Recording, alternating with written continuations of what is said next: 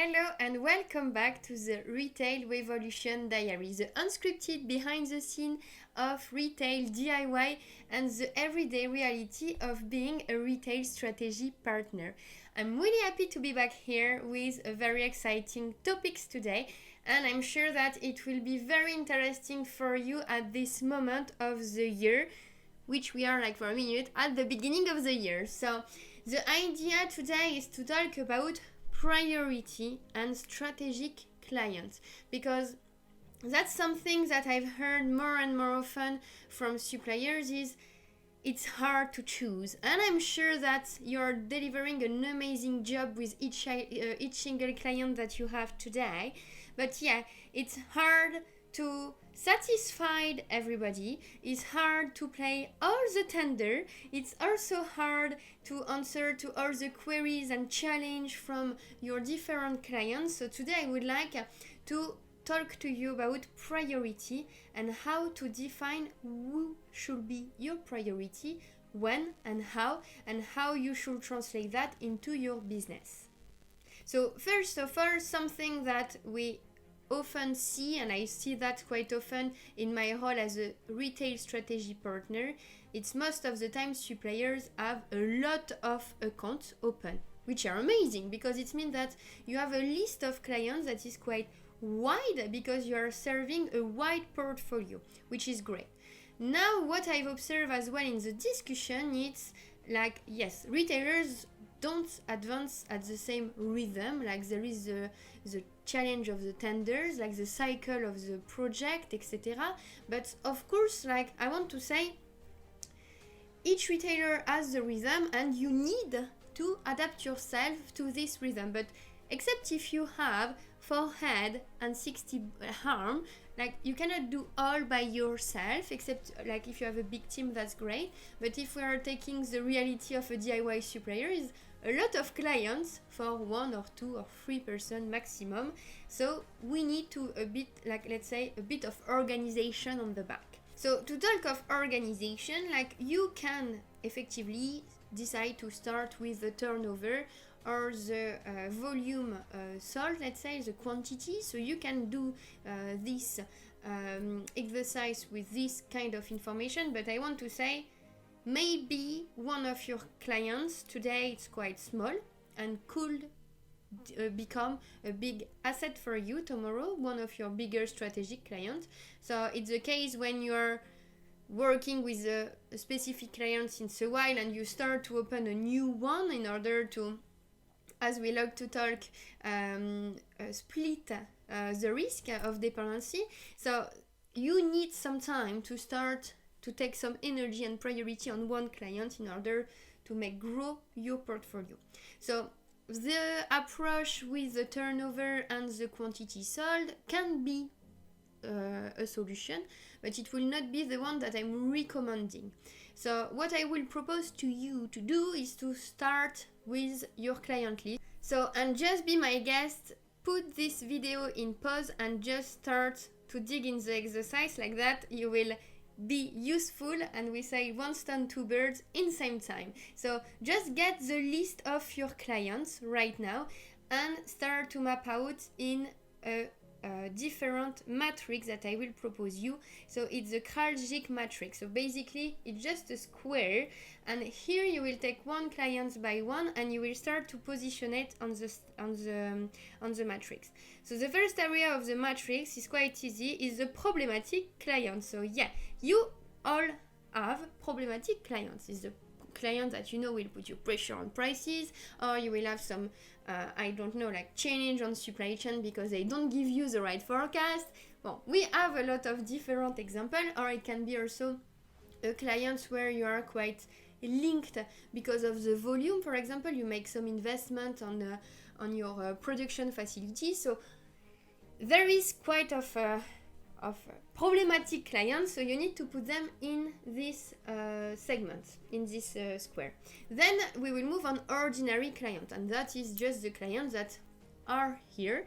Sometimes it's just legacy, you have them since 30 years, they order more or less always the same things, they are not very dynamic or active in their market, So this one, like, you can put them here, so it's just ordinary clients. And then you can move on the different squares, that will be this side, and this one you can choose, so what we will call the wolf clients. So the wolf clients are the ones that are not problematic, they are not strategic, they are not ordinary neither, because they are always asking you new things, innovation, they try, etc. They are like really active, and they are trying to build something with you. You feel it, there is something, there is quite of traction, like in your commercial relation.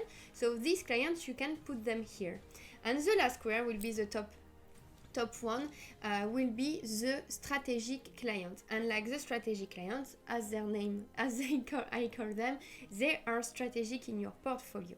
So try to push them here, and then we will start it to put another two other axes. So the axis here will be the dependency, and the axis here will be the product fit. And here you can start to play around. So higher is the dependency, you will be either in the problematic segment, either in the strategic segment.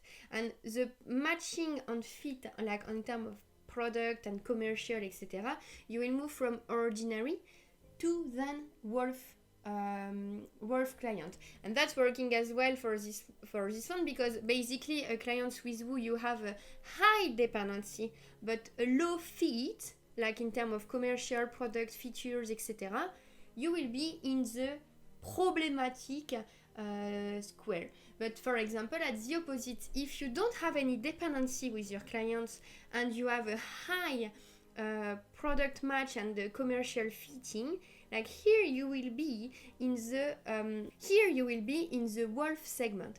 And based on that, like that, you can start to organize your different clients. So this exercise is very powerful to do, and I'm always recommending my client to start with that. And like that, you can actually map out your client portfolio, and you can start to make eventually some move.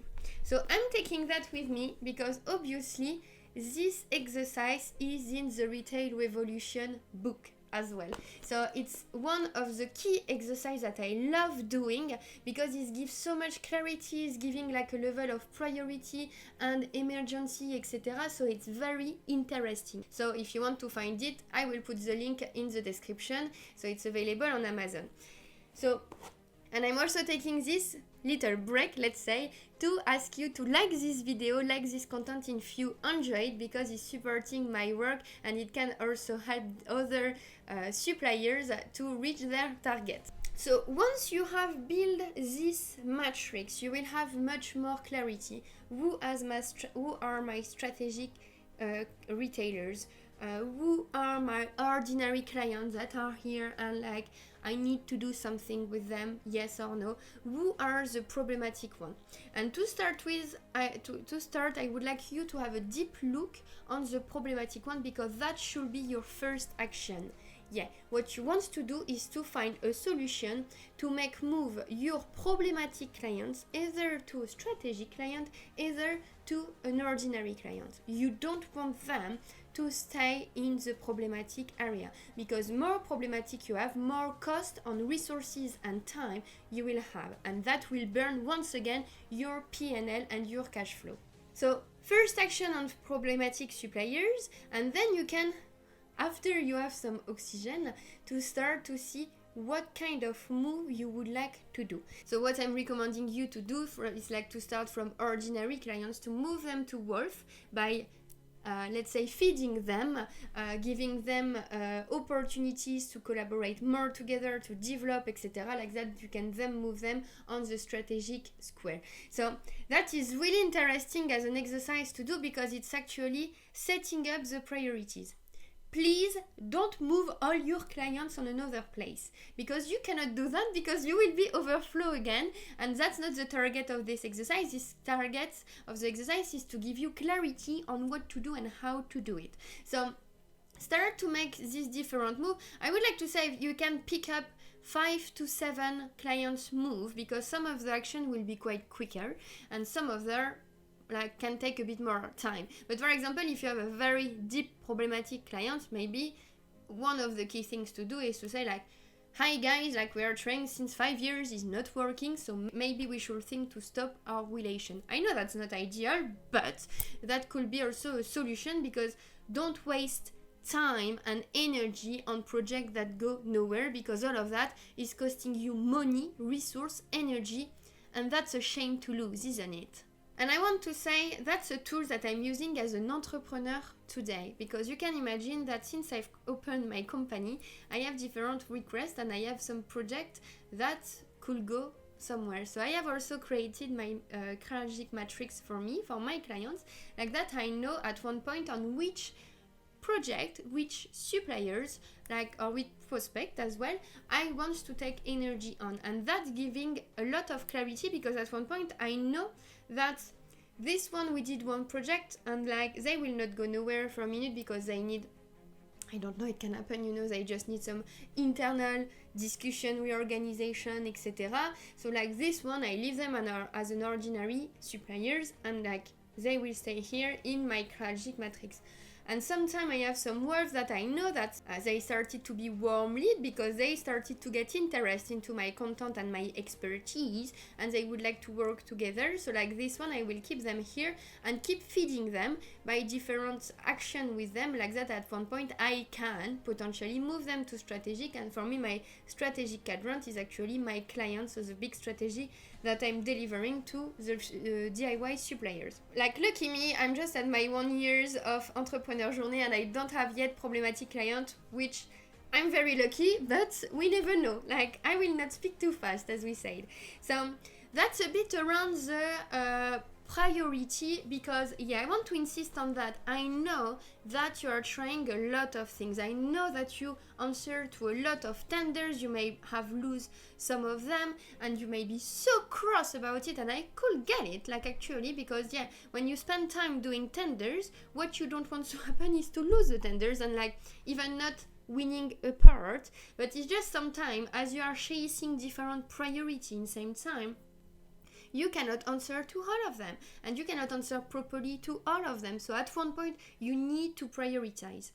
What is interesting as well is these tools is in terms of alignment, team alignment, because as soon as you will build that, what you can have is like a discussion with different person inside your company. So I'm taking an example. If some of clients are problematic today and you go to talk with your intern buyer or your finance or even with your CEO, you can share that and you can share what's happened, and maybe that can open new angle or like speeding the decision process, like to say like we keep going or we stop as well. So like these tools in terms of alignment for the team is really interesting. And as well, at one point, if you go, and let's go further on this one, if you have a Wolf client and you are like, this one may become strategic, if you go to see your production or buying team, you can say like, hi guys, you remember I told you about this client that is a Wolf one, because we can push them in the strategic area. So this one, I need your help and your support in order to get the market, to get the volume, and to start to build a partnership with them. So that is very important in my mind. It's a tool that you should not keep for you. Do it at the beginning, because if you're the key account manager, the commercial director, or like, I think you are the best person to do this kind of tool.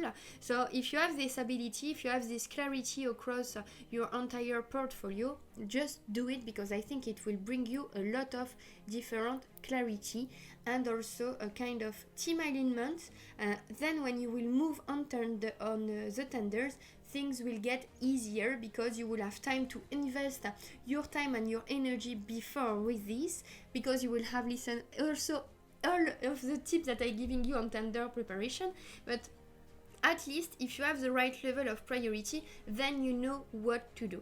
In any case, don't forget to get your copy of the book, because I'm quite sure that you will love it. And to be honest, everyone who read it give me great feedback on it, because it's really actionable tool. It's not a dry manual that nobody want to read. It's really like a tool that is really interesting and that will help you in your daily life with any of your retail topic. So Thank you for your time today. So that was very focused. I will not add any more topics on this podcast because let's be clear, like just doing the map out, doing the move, like doing your priorities, a lot of information already. So I wish you good luck with this tool, and don't forget to send me back a message to tell me how it goes, and don't forget to subscribe. Cheers.